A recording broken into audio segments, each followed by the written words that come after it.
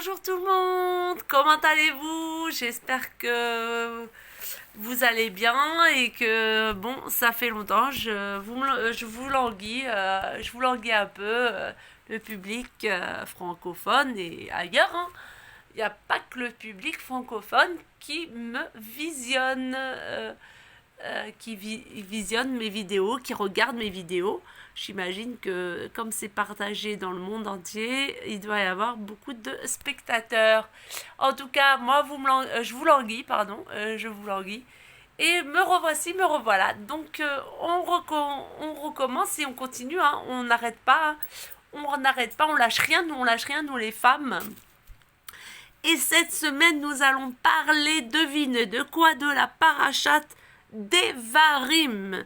Et oui, Shabbat Chazon, le 9 Av, le plus grand Shabbat avant Tisha B'Av, qui est le dernier jour de la fin des 3 semaines. Donc voilà, je vais vous lire ce que dit encore une fois Dvar Malchut, l'antiseptique de notre génération, la Chassidout. Voilà, donc je commence. Le mois de la construction du troisième Beth Amikdash. Ces jours-ci sont propices à la venue du Mashiach. Il s'agit ici de la confiance du Juif dans la venue du Mashiach. En général, tu attendras chaque jour qu'il vienne, et particulièrement de le mois de Av. Comme le Midrash nous l'explique, à Lion, l'ennemi d'Israël est monté dans le mazal du lion, le mois de Av, et a détruit le Ariel, le temple, jusqu'à ce que vienne un lion. Dieu s'élève jusqu'au mazal du lion, le mois de Av, et reconstruise le Ariel, le temple, le Beth Amikdash. Magnifique allégorie. Le troisième temple sera donc reconstruit en Av. La Torah cite ce mois en y juxtaposant le terme de Menachem Av, qui signifie consolation du fait de la délivrance imminente. Ainsi, nous transformons ce mois où ont eu lieu nombre des choses indésirables en un mois de l'élévation la plus haute par la construction du troisième Beth Amikdash. Un Shabbat rempli de dévoilements. Ce Shabbat est très très spécial. Je vous conseille de préparer un grand repas, le repas du festin, le Shorabar, le Léviathan, parce que Mashiach sera déjà là. Amen. Le jour le plus important est sans doute celui du 9 Av, combien plus que lorsqu'il tombe le Shabbat, comme cette année nos sages nous enseignent que le Mashiach est né le 9 Av. Et comme nous le savons, le jour de la naissance d'un homme, son mazal brille, le 9 Av, est donc le jour propice à la délivrance véritable et complète. Le Harizal nous apprend que ce jour-là, à Mincha, nous faisons la tefila de Nachem, de consolation, parce qu'à Mincha, du 9 Av, est né le Mashiach qui est appelé Menachem. Lorsque le 9 Av tombe le Shabbat, nous repoussons le Shabbat et le Nachem de consolation au jour suivant avec tout ce qu'il contient d'indésirable, tandis que les sujets agréables ne sont pas repoussés mais au contraire dévoilés de manière beaucoup plus puissante au moment du Shabbat. Tous les sujets du monde contiennent également en eux les sujets les plus élevés dans l'enchaînement des mondes, comme les anges ou les 10 sphirotes, qui ne sont créés que pour le peuple juif. Comme il est dit, la pensée d'Israël a devancé la Torah. Il ne peut pas y avoir d'existence ni dans le monde ni dans le temps, si ce n'est que pour Israël. Rien ne peut déranger l'influence de Kedusha, de sainteté qui s'épanche sur Israël, et encore moins lorsqu'il s'agit de la naissance du Mashiach, lorsque le Mazal brille. Combien plus en est-il lorsqu'il s'agit du Shabbat 9 Av, alors que les enfants d'Israël représentent le fiancé du Shabbat, ils sont donc saints, séparés et au-delà du monde. Aussi, le Shabbat de façon générale est directement lié à la délivrance finale. Comme la luison faite dans le Shir Shel Yam, dans Shacharit, la prière du matin, le Shabbat de par lui-même repousse tous les sujets qui sont inverses à la délivrance, avec encore plus de puissance et de force lorsque tombe le 9 Av. Très très intéressant. On s'accroche, on continue. Ce Shabbat est appelé Shabbat Chazon, le Shabbat de la vision, où l'on montre à chacun et chacune d'Israël le temple du monde futur de loin. Il reste Makif, ce qui entoure l'être. Makif, c'est ce qui entoure. Il existe deux sortes de makif. Le premier est le makif proche de l'âme, à l'image d'un vêtement, et l'autre qui est le makif éloigné, à l'exemple d'une maison. La vision qui nous est donnée ce Shabbat correspond au niveau de makif proche, et ce essentiellement lors de la Haftara de Mincha, où il est cité Tzion est racheté par le jugement et acquitté par la Tzedaka, la charité. Tzion bemishpat tipade. C'est par la charité que Tzion sera racheté, bien sûr, parce que la Tzedaka rachète les fautes. Mecha peret avonotenu, évidemment. Donc, tout chacun et chacune à son niveau essaiera d'augmenter dans ces temps propices à la venue du Mashiach, d'augmenter dans la Tzedaka et surtout dans le Ahavat Israël. L'élévation de ce Shabbat qui coïncide avec le 9 Av est d'autant plus marquée par la mitzvah, le commandement de se réjouir des plaisirs du Shabbat, que ce soit dans la boisson ou dans la nourriture, tel qu'il est dit concernant Seuda Shlichit, le troisième repas, il mangera de la viande et boira du vin.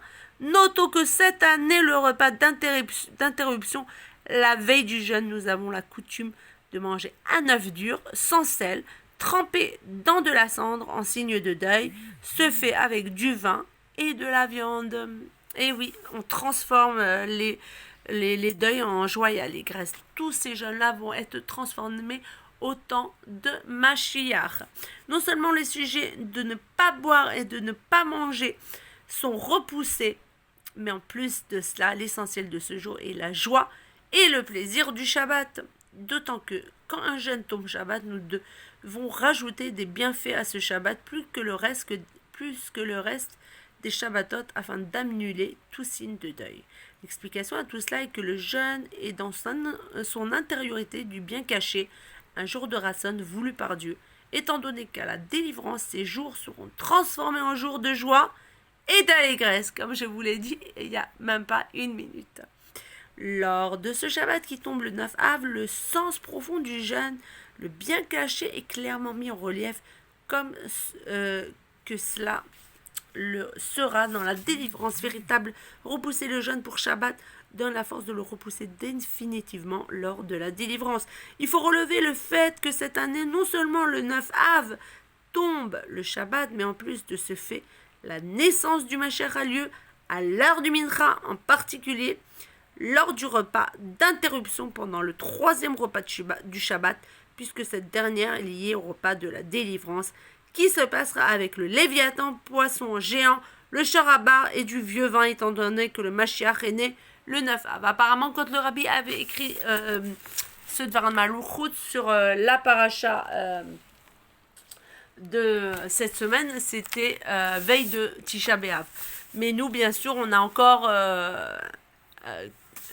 une bonne semaine, on va dire, quelques jours quand même avant d'arriver au 9 Av. Quand le 9 Av tombe le Shabbat et que le jeûne est reporté au 10, il y a là un peu de l'élévation du 9 et du 10 dans le mois de Tishri, jour de Kippour, tel que les sages nous disent, celui qui mange et boit le 9 Tishri, il lui est compté comme il avait jeûné le 9 et le 10. C'est vrai qu'au moment de Kippour, festin de Kippour, le repas, la Seuda, le michté qu'on mange, c'est pour remplacer les 2 jours où on jeûne. Enfin, c'est plus pour remplacer, pour avoir un estomac bien plein, le ventre bien plein, pour pas qu'on ait que notre estomac crie famine durant le jeûne, pour bien être rassasié et être en force pour pouvoir servir Hachem ce jour-là, qui est crucial. Le lien entre le 9 Av et le jour de Kippour. Les sages nous enseignent que les jeûnes sont en quelque sorte une continuité du jeûne de Kippour qui est fixé par la Torah. De la même manière, les commandements, les mitzvot ordonnés par les sages sont un peu la continuité des mitzvot ordonnés par la Torah. Le jeûne du 9 Av est celui qui ressemble exactement à celui de Kippour. Eh oui, donc ce jeûne-là est tellement important, on dit qu'il ressemble à celui de Yom Kippour.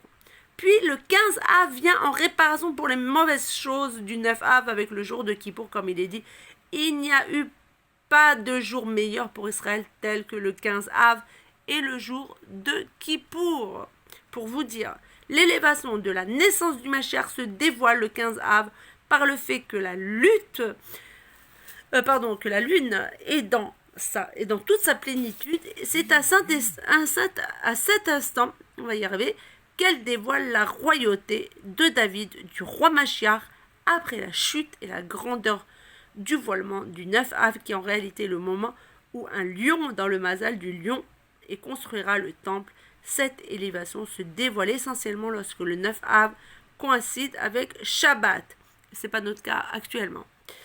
En vue d'arriver au jour du 15 Av, qui est un jour de grande joie, un jour où brille un peu du dévoilement de la délivrance qui ne connaîtra pas d'interruption.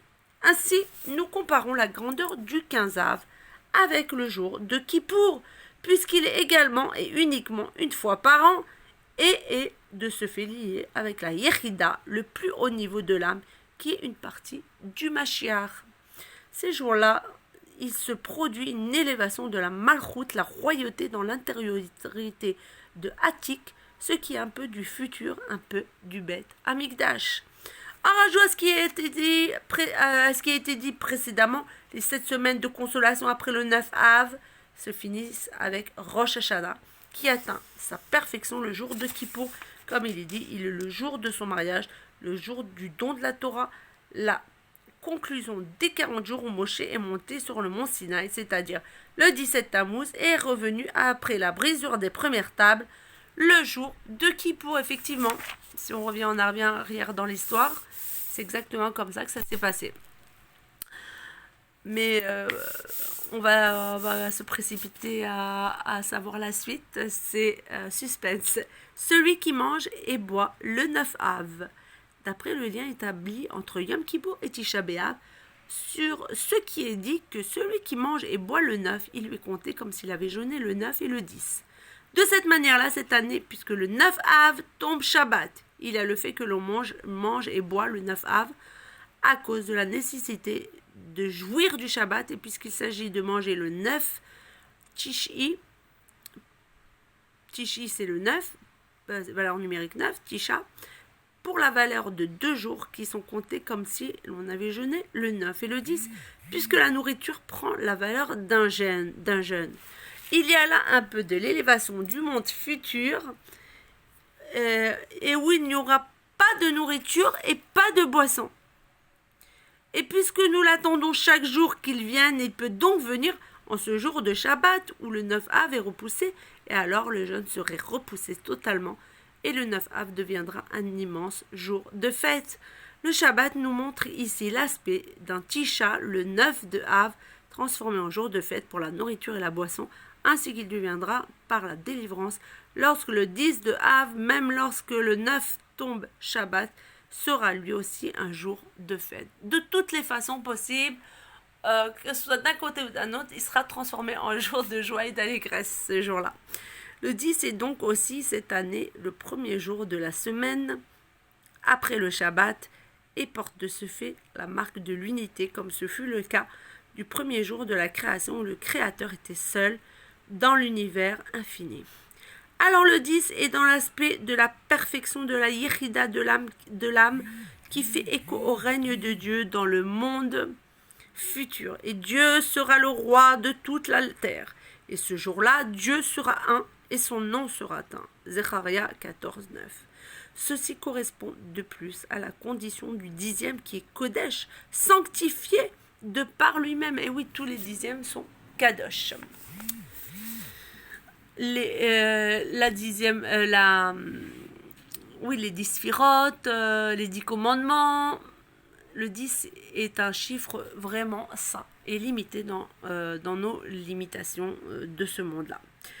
Les sentiments et l'intellect, rentrons dans les détails. Maintenant, le rabbi nous explique dans les sentiments et dans l'intellect, parce que bien sûr, Chabad, c'est Chochma, Bina et Da'at. C'est les intellects et les 7 autres sphirotes qui sont Chesed, Gvura, Tiferet, Hod, Yesod, Malchut, Hod. Enfin, il y en a 7 et les 3 intellectuels qui sont Chabad. lorsque l'on s'aperçoit que le 17 de Tammuz, qui entame la période des jours de l'étroitesse, et comme le 9 Av tombé un Shabbat, on constate que le début de la fin de cette période n'ont pas été des jours de malheur, mais ils ont été transfigurés par le Shabbat en jour de plaisir, où c'est une mitzvah, un commandement divin de jouir de la nourriture et la boisson. Et comme chaque jour, nous l'attendons, le Mashiach, demain, il n'y aura pas de jeûne. Amen, Kenyu Rasson. Et si que Dieu préserve, le Mashiach est encore en retard, alors le jeûne du 10 Av sera déjà en dehors des jours de malheur, lesquels seront déjà terminés le 5 jours du Shabbat. En réalité, l'intériorité des 3 semaines est en rapport avec les 3 degrés de l'intellect, lesquels sont voilés pendant la période de l'exil et apparaîtront comme tels dans la Géoula, la délivrance future, lorsqu'il y aura la conquête effective des 10 terres en rapport aux 10 sphirotes et 10 forces de l'âme, en plus de la réparation des 7 mesures de sentiment, la terre des 7 peuples de la terre d'Israël.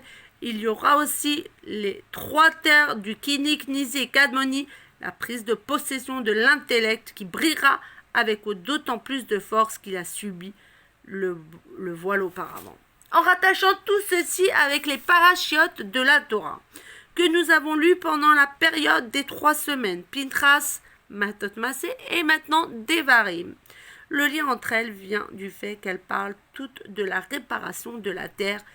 Parachat Pintras, c'est pour eux que tu partageras la terre, toutefois tu partageras la terre avec le Goral. Parachat Matot, la demande de la tribu de Gad et de Réhouven de résider de l'autre côté du Yarden, Mizracha. Parachat Massé, celle-ci est la terre qui te tombera en héritage et que vous partagerez par le Goral.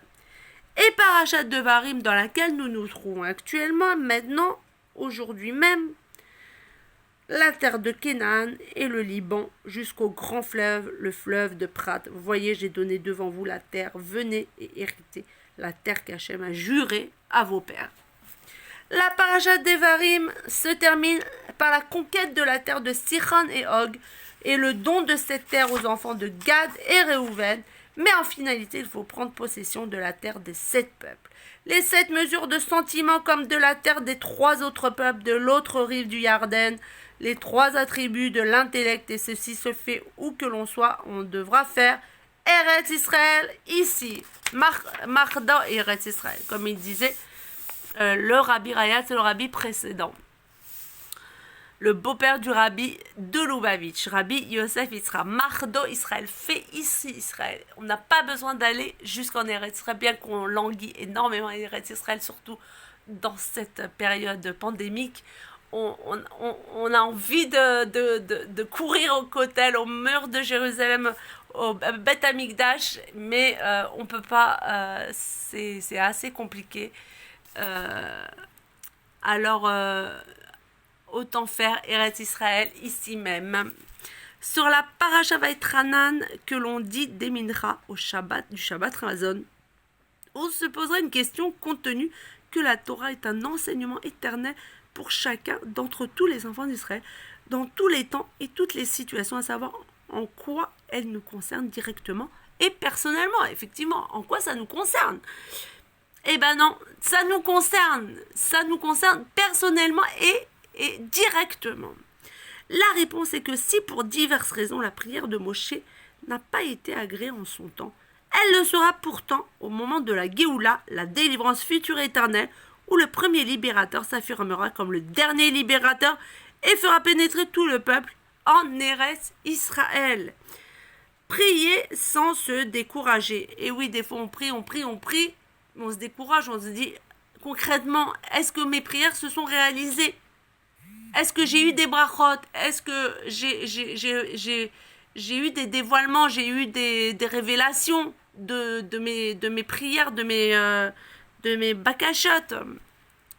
Moshe a prié jusqu'au bout de ses forces et nous enseigne qu'il faut en faire autant. Et c'est de Dieu lui-même qu'il a appris cette détermination dans la prière, bien qu'il connaissait le décret de Dieu à son encontre. Il n'en a pas moins prié 415 prières dans la valeur numérique de Vaetranan. Et oui, faut jamais, en yehush baolam, comme il dit Rabbi Nachman, en yehush. Il n'y a pas de désespoir. Le désespoir n'existe pas. Le ciel est la limite. Et pourtant, le ciel est illimité. C'est un enseignement pour les générations, puisqu'il y a une part de Moshe en chacun d'entre nous. Nous devons prier sans nous décourager afin de rentrer en Eretz Israël. La foi en Mashiach. Tout ceci se renforce encore, puisque nous nous trouvons devant la délivrance où nous recevons le troisième temple. C'est par l'union entre tous les Juifs que nous allons mériter de sortir de l'exil, qui est une résultante du manque d'union dans le peuple d'Israël, comme je vous l'ai dit auparavant, à Avat-Trinam. Et ceci dans le temps propice de Shabbat, à l'heure de Mincha, lorsque le Mazal du Mashiach se dévoile de nouveau, car chacun possède une foi entière que Mashiach Tzidkenu, un roi de la lignée de David investi dans la Torah et occupé dans les Mitzvot, Rambam, loi des rois, et par le biais du Mashiach effectif, parce qu'il a accompli et réussi, parce qu'il a construit le Beth Amikdash en son endroit et a rassemblé tous les enfants d'Israël. Il rentre à l'instant dans le Beth Knesset et nous délivre tous en nous entraînant vers notre terre sainte, dans notre ville sainte Jérusalem, dans le troisième Beth Amikdash, et ceci immédiatement.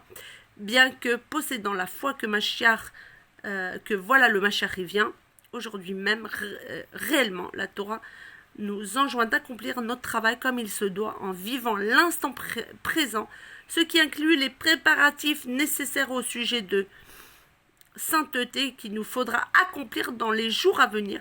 Et comme nous avons l'habitude dans nos réunions chassidiques de prendre sur nous des décisions pour la diffusion du judaïsme et des sources de la chassidoute à l'extérieur, tout ce travail restera avec nous dans la Géoula, au même titre que heureux celui qui vient ici et son étude dans la main, ce qui a trait à la venue de l'âme dans le Gan Eden.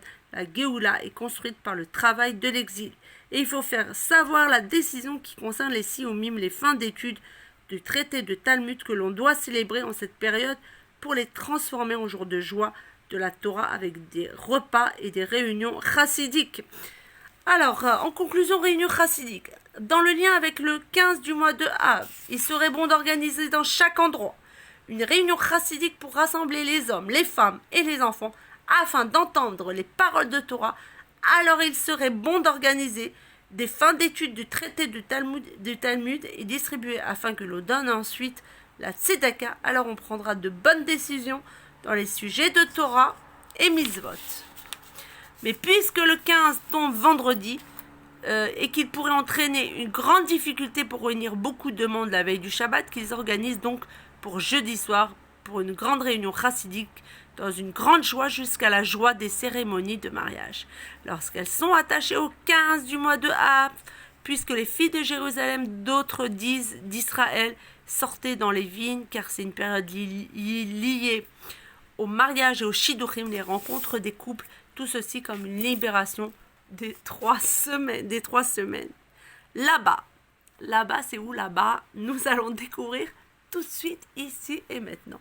Et puisque le 15 de notre année tombe le Yom Shishi, le vendredi de la veille de Shabbat, ceci apparaît comme une allusion de la fin du travail des enfants d'Israël.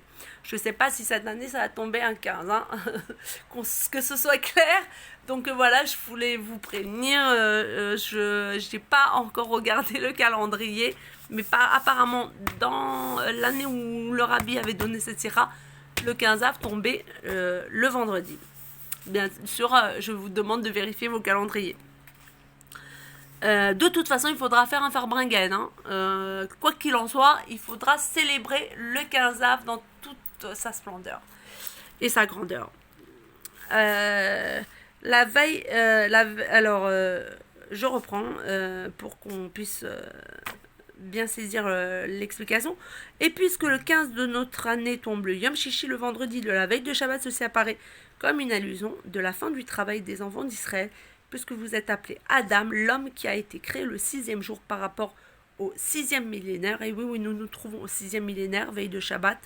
La veille et la préparation du jour tout entier, Shabbat et repos pour la vie éternelle, comme un cadeau éternel provoqué par... Et il a supplié Dieu, et en particulier lorsque nous sommes à la moitié du jour du vendredi, et puisque les dévoilements de l'intériorité de la Torah se sont multipliés jusqu'à la diffusion des sources à l'extérieur, dans les extrémités du globe, jusqu'aux confins de la terre, ou plus que les effets de cette diffusion, les sources de l'intériorité de la Torah sont parvenues là-bas, en Amérique. Il parle Bavel, c'est l'Amérique d'aujourd'hui. Une joie sans limite, et oui, grâce au progrès, le progrès des téléphones, l'audiovisuel, tout ça. Maintenant, il a été créé pour Mashiach. Nous le savons maintenant. Hein, c'est la nouvelle Torah qui sortira. À ce qui paraît, c'est l'audiovisuel, pardon. Une joie sans limite, et qu'il soit de sa volonté qu'avant le 15 du mois immédiatement, on puisse fêter la venue de la Géoula dans une joie qui dépasse toutes les limites, la joie de l'accomplissement de la délivrance totale et véritable par notre juste Mashiach. Ceci adviendra par le Korban Toda, le sacrifice de remerciement sur la délivrance de l'enfermement de l'exil. On remerciera Dieu pour sa générosité et ses merveilles accomplies pour les hommes. Et la joie se continue ensuite dans les jours qui suivent, et la joie du jour de fête du 15 Av et avant cela du 10 Av, qui va se transformer en jour de joie au-delà de toutes les limites. Selon l'enseignement des sages, il n'y eut pas de jour de joie pour Israël comme le 15 du mois de Av, une joie qui dépasse même celle des 3 fêtes de pèlerinage, plus joyeuse encore que celle de Purim, qui est pourtant jusqu'à ne plus pouvoir, Megillah 7.2, plus que Simchat Torah des années précédentes. Alors la bouche s'emplira de rire, Tehillim 126.2, car l'on continuera la fête et les réunions chassidiques des joies sans limite, qui contiennent aussi la joie du mariage. Très bientôt l'Éternel, notre Dieu, fera entendre sur ces montagnes de Yehuda et dans les portes de Jérusalem la voix de l'allégresse et de la joie, la voix du Khatan et de la Kala, dernière bénédiction du mariage. Amen.